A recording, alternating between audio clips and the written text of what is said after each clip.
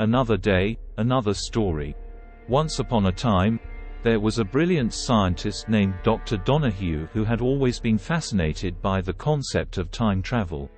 He had spent years researching and experimenting with different methods of time travel, and finally, he had succeeded in creating a time machine. Dr. Donahue was thrilled at the prospect of being able to travel back in time and witness historical events firsthand. He decided to test his time machine by traveling back to the 19th century and visiting a small town that he had always been curious about.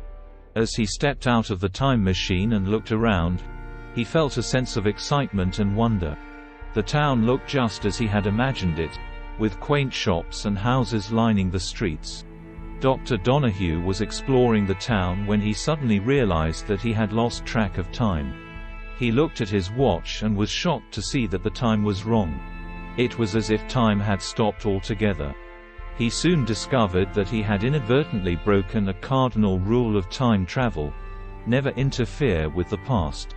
By stepping out of the time machine and interacting with the people and environment of the past, he had altered the course of history. As Dr. Donahue frantically tried to figure out what had gone wrong, he began to experience strange and terrifying phenomena. He would see glimpses of people and events from different points in time, and he would hear voices whispering in his ear, telling him things that he couldn't understand. Dr. Donahue soon realized that he had become trapped in a time loop, unable to escape from the past. Every time he tried to use his time machine to return to the present, he would end up back in the same place, at the same time. As the days turned into weeks and the weeks turned into months, Dr. Donahue began to lose his sanity. He would see ghosts and apparitions haunting him, and he would hear the screams of people who had died long ago.